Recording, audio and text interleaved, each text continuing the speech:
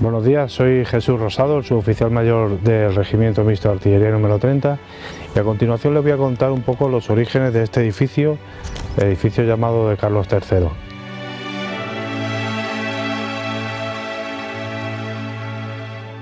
Después de los orígenes romanos, visigodos, bizantinos, musulmán, portugués y español, nos situamos en 1771, reinado de Carlos III. Carlos III le dio importancia al Monte Hacho como baluarte, como posición defensiva, porque para él tenía valor en tres aspectos. Por un lado, como refugio de la población en caso de una invasión de la península de Almina. Por otro lado, como guarnición de tropas y como última función importante, el aspecto de vigilancia de puntos estratégicos, tanto de barcos, de navíos extranjeros, piratas, incluso para corregir el tiro de artillería que se hacía pues desde estas fortalezas o desde las murallas reales contra el enemigo que tantas veces intentó invadir Ceuta. Como les digo, en 1773 el rey Carlos III ordena la remodelación de la fortaleza del Hacho. Para ello se construyeron los 5 baluartes de la Tenaza, San Amaro, San Antonio, Puerta de Málaga y Fuente Cubierta, y la construcción de este edificio, además de almacenes de polvorines y municiones, y la casa del vigía, que veremos más adelante.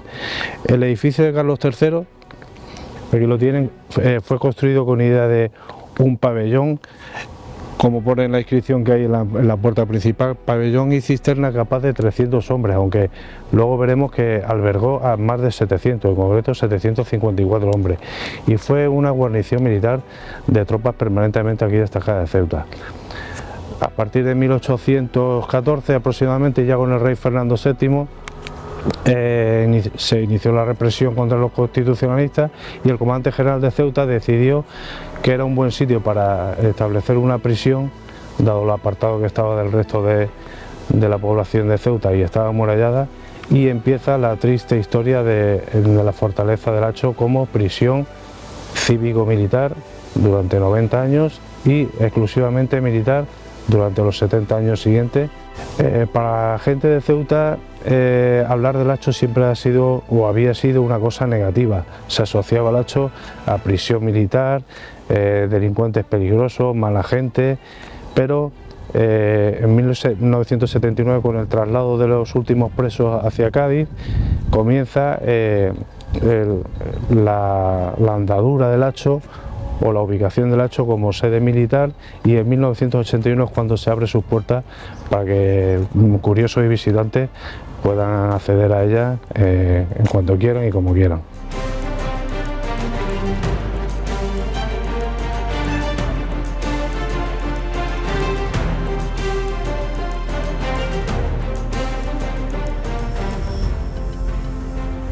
El edificio de Carlos III tiene forma rectangular, como ven tiene dos pabellones a los lados, y en su interior tiene el conocido como patio de Agustina de Aragón, al cual vamos a acceder y les cuento la historia del patio de Agustina de Aragón.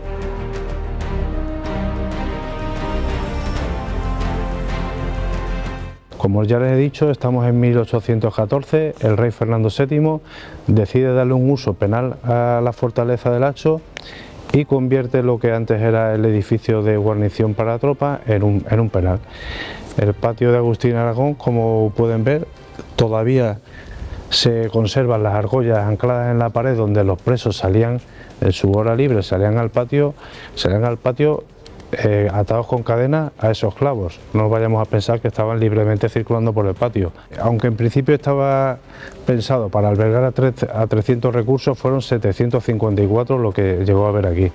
A continuación mi compañera les va a enseñar lo que son las celdas y el aljibe, que forman parte también del uso penal que se le dio al acuartelamiento. Como guarnición artillera que ha sido siempre este edificio, pueden ver que en el suelo está el escudo de artillería, y originalmente en el centro del patio había un pozo. Había un pozo que ya veremos luego cuando veamos el aljibe, que es el que suministraba agua limpia a los presos. Como curiosidad, decir que este patio se llama Agustina de Aragón porque en un motín que se originó aquí en la cárcel, en el presidio del Hacho, las autoridades ceutíes consideraron, no eran capaces de aplacar el motín y consideraron la posibilidad de llamar a Agustina Aragón, que ya era conocida como heroína por los hechos acontecidos en Zaragoza durante la Guerra de Independencia y que fue nombrada subteniente de artillería, viniese a Ceuta aprovechando que estaba casada con un cabo de artillería ceutí. Las autoridades requirieron su presencia, llegó ella vestida con su uniforme militar, uniforme de subteniente de artillería, y consiguió aplacar el motín sin heridos y sin ningún sobresalto. Por ese motivo, y desde entonces se llama este patio Patio de Agustina Aragón.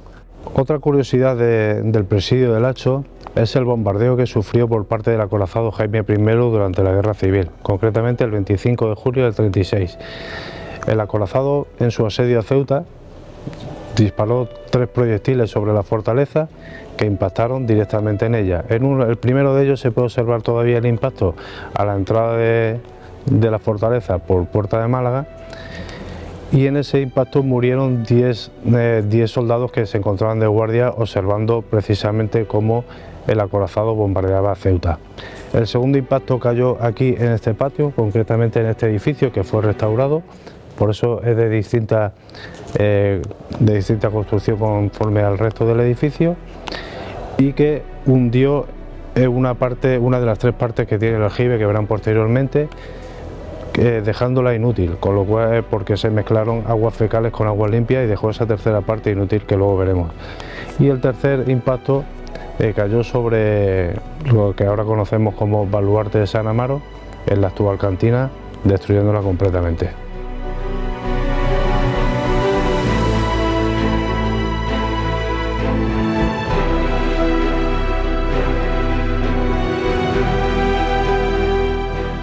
Buenos días, soy la Cabo Primero Cruz, estoy destinada en la plana mayor del Regimiento Mixto de Artillería número 30 de la Comandancia General de Ceuta.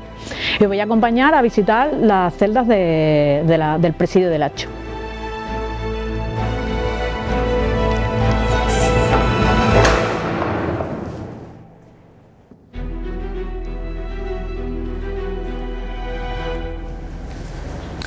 Bueno, nos encontramos en el interior de una de las celdas originales del presidio del Hacho, y como podéis comprobar, el sitio es bastante estrecho. Aquí se hacinaban entre 8 y 10 presos.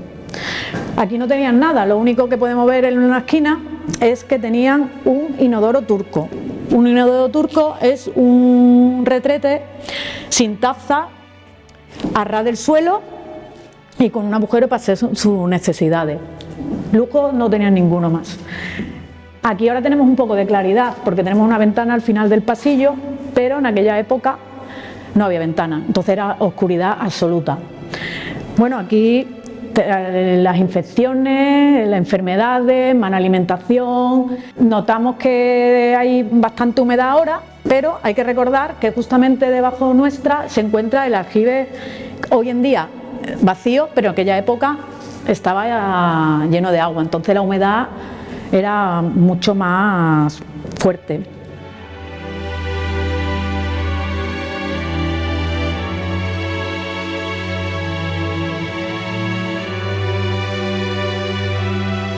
Os voy a hablar de un preso que estuvo aquí en el siglo XIX, Romasanta, el hombre lobo de Allariz. Este señor se llamaba Manuel Blanco Romasanta y era un asesino en serie. Este señor era de Galicia, de la provincia de Orense, y era vendedor ambulante. Y bueno, se hizo famoso porque vendía un ungüento o pomada de grasa. La gente empezaron a sospechar que esa grasa procedía de humanos. Y bueno, como ya estaban persiguiendo asesinatos que se hacían por las comarcas, pues bueno, al final a este hombre lo apresaron y lo condenaron a garrote vil. Este señor decía que le habían hechizado y cuando llegaba la luna llena se convertía en hombre lobo. Entonces, pues bueno, cometía esos asesinatos, ¿no? Entonces este hipnólogo francés que seguía el caso, pues escribió a las autoridades españolas de esa época para decir que lo quería estudiar porque él ya había tenido casos similares y él había hipnotizado. Entonces quería saber si sí o no tendría licantropía clínica, que no es el hombre lobo mitológico, sino una enfermedad psiquiátrica. Él escribió también a Isabel II para ver si le conmutaba la pena. Y al final el señor le conmutaron la pena, se la rebajaron a cadena perpetua. Se lo trajeron al presidio de Ceuta y finalmente murió a los 4 meses, el 14 de diciembre de 1863, de un cáncer de estómago.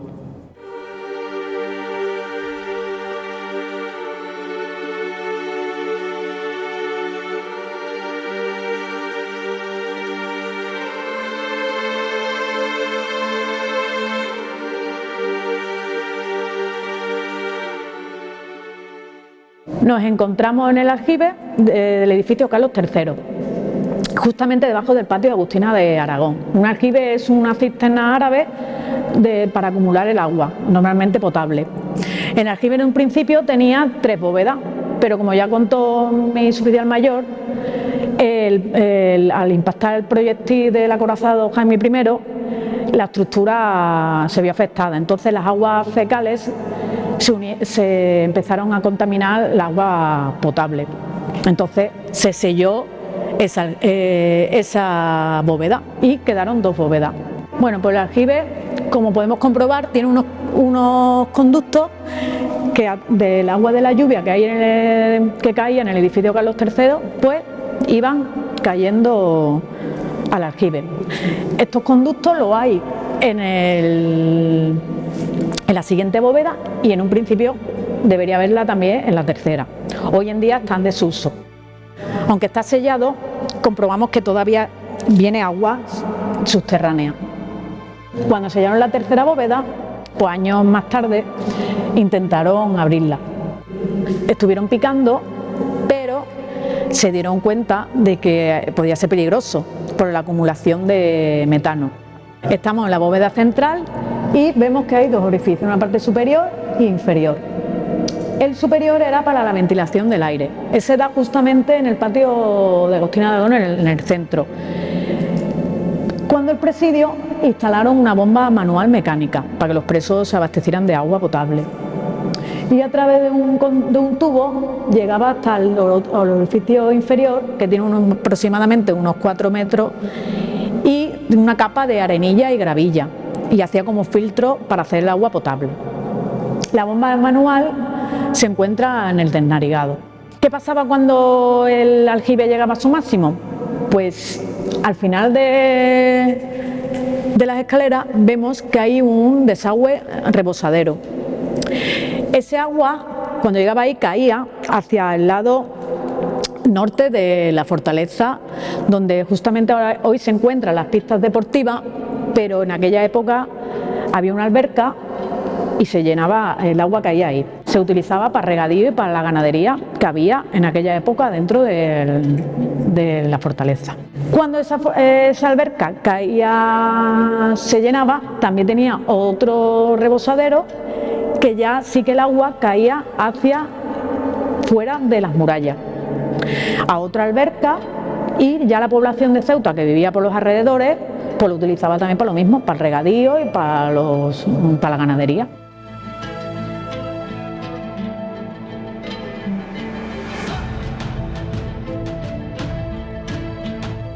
Bueno, pues nos encontramos en Cerro Vigía, uno de los 2 cerros que coronan el Monte Acho, y la importancia de este cerro se mide en ese edificio de ahí, que es la Torre del Vigía. O sea, lo que sí está claro y coinciden todos los historiadores es que en el Monte Acho, en sus comienzos y su utilización principal era la de tener un vigía en esta zona de aquí para vigilar. O sea, ahora mismo, bueno, hay muchos árboles, pero si quitamos los árboles y los dejamos todo llano, o sea, tenemos una visibilidad de 360 grados hacia las 2 bahías y hacia la entrada o salida del estrecho.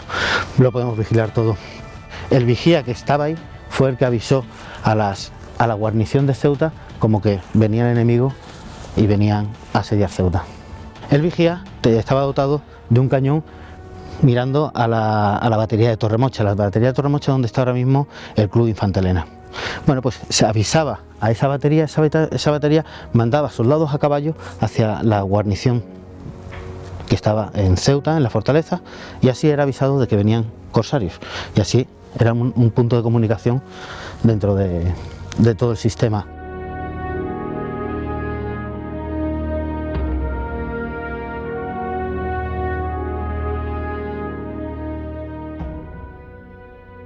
Es imprescindible primeramente ver lo que es la maqueta que tenemos aquí, que está ubicada en la sala de conferencias del grupo antiaéreo. Con la maqueta lo que hacemos es hacernos una idea espacial.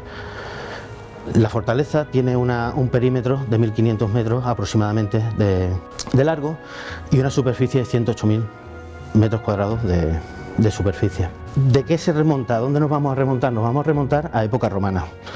A época romana, y para eso tenemos que, quitar un poco todos los edificios que tenemos aquí delante y los baluartes, que ya explicaremos más adelante qué son y para qué se hicieron. Está no datada, pero sí se cree que es de época romana. ¿Por qué? Bueno, pues cuando Ceuta en dominio romano y en su decadencia, el bizantino Justiniano I mandó a su general Belisario a aplacar la invasión de los vándalos, y llegaron a Ceuta, llevaban sus cronistas. Estos cronistas, en este caso Procopio, ya hablaba de una Ceuta, una septum amurallada con fortaleza. Bueno, fortaleza, si vemos y miramos un poco al horizonte, la única que nos puede cuadrar, más o menos, puede ser la fortaleza de Lacho. Tenemos una fortaleza romana, amurallada y mejorada por el Imperio Bizantino. Bueno, una vez acometida esa mejora por los bizantinos, el cual refuerzan la muralla y empiezan a crear estas torretas. La muralla, no lo he dicho, tiene ahora mismo, hoy por hoy, tiene 41 torretas distribuidas por todo su perímetro. Hoy por hoy, porque este lienzo cayó. Ya hablaremos luego de cuándo, pero se creía que había hasta unas 60-65 torretas. No se consideran torretas defensivas, se consideran torretas de apuntalamiento de esa muralla para que no se caiga. Una vez acometidas las mejoras por los bizantinos, llega un hito importante en Ceuta, y más que nada para la península, y es la época visigoda. El conde Don Julián, gobernante de aquí de Ceuta, el infame y traidor, como se le dice, conde Don Julián, pues al general Tarik le ayuda a la cometida de llegar y conquistar la península ibérica, en lo que después llamamos lo que es Al-Ándalus. De ese momento, en el 711 fue la conquista, en el 709 empieza la época musulmana en Ceuta. Almanzor hizo unas acometidas muy importantes en la ciudad de Ceuta y la fortaleza no iba a quedar aparte de ellas, ¿vale? Y lo que hizo fue un refuerzo de toda la muralla dentro, donde tenemos hoy por hoy, esta zona aquí se llama El Vigía, la casa del Vigía. Ahí hizo un palacio, un palacete con cementerio, con silas para almacenar el grano y guarnición militar. ¿Cuál es la intención de este sultán, ¿no? Era, en caso de conquista de Ceuta, la población pudiera refugiarse aquí. En 1149 hay un cambio en la gobernabilidad de Ceuta, en el sentido de que hasta esa fecha los almorávides eran los que estaban dominando lo que era la península. Pero llegan la facción almohade en guerra con estos almorávides y sitian Ceuta. Para estos almohades fue costoso en material y costoso en recursos humanos. Cuando lograron conquistarla, el sultán almohade lo que decidió fue y prometió destruir Ceuta entera y con ello llegar hasta la muralla. Se vio afectada en el lienzo que tenemos en la zona norte, que fue derruido. Por eso no se ven aquí torretas. Vamos a dar un salto a la historia y vamos a llegar a 1415, hito súper importante en Ceuta, y es la conquista o la reconquista por los portugueses de la ciudad. Entraron por San Amaro, por Torreal 90, hasta Calle Jáudenes, hasta lo que conocemos hoy en día, la Plaza de África. Pero durante la época, el el reino luso se centró en el istmo de Ceuta, que es desde lo que es el foso de las murallas reales hasta el foso seco, que es donde está actualmente la plaza de Abastos. Damos un salto y ya nos vamos a la parte más importante de la fortaleza del Hacho, que es el reinado de Carlos III. Y Carlos III, en 1771, decide que hay que fortalecer Ceuta y sobre todo la fortaleza. Decide acometer una obra para fortalecer, valga la redundancia, la fortaleza. Y coge al arquitecto Juan Caballero. Juan Caballero, y aquí tenemos lo que es el proyecto inicial en este cuadro, el proyecto inicial de la muralla. Lo que hace es, ve que la fortaleza está muy debilitada por todos los hechos que ya hemos contado y que han ocurrido, y lo primero que hace es hacer este edificio de aquí. Ya cuando empezamos a hablar ya de estos edificios, estamos hablando de edificios de bien de interés cultural y considerados así. Este edificio lo primero que hace es albergar a aquellos artesanos de la piedra, madera, que van a acometer, arquitectos que van a acometer la mejora de la muralla. Cierra los 500 metros que se habían destruido y que los almohades habían destruido. Hace el edificio Carlos III para una guarnición, un cuartel para alojar tropas, mejora la casa del vigía, hace estos dos no son los edificios originales, pero crea ahí dos edificios que ya no están, que eran lo mismo para alojar tropas, y le hace 5 baluartes. Los baluartes son estas fortalezas que hay aquí, 5 baluartes: Puerta Málaga, San Amaro, San Antonio, San Amaro, La Tenaza y Fuente Cubierta. ¿Para qué? Para albergar artillería. Algunos historiadores dicen que es para albergar artillería. Realmente, y leyendo y demás, se sabe también que era para apuntalar la muralla y reforzar el lienzo, y que ese lienzo no cayera en ningún momento. Y nos vamos a la guerra de independencia contra los franceses. Y saltamos hasta el final, 1812, que se promulga la Constitución que todo el mundo conoce como la Pepa. A raíz de ahí se restituye la corona española, monarca Fernando VII. En su primer periodo absolutista, lo que hace es, esos constitucionalistas, arrestarlos.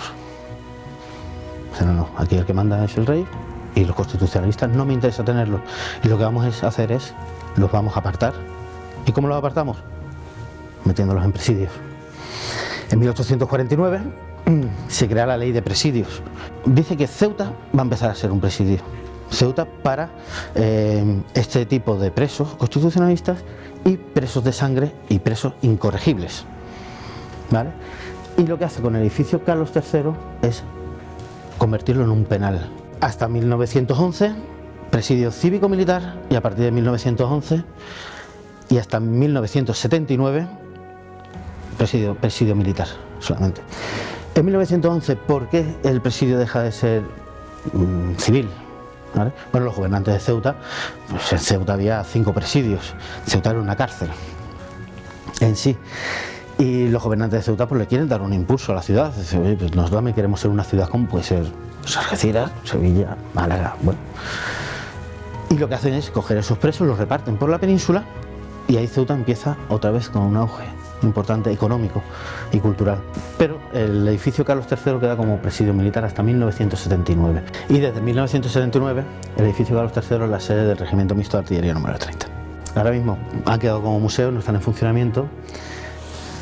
2 baterías, una en Cerro Mosquero y otra en Cerro Vigía, las cuales están conectadas por debajo de la tierra, se conecta una con otra. Y ya para terminar, pues bueno, ver la maqueta, ver el baluarte de la Tenaza, que es donde se dispara el cañonazo tradicional a las 12 de la mañana.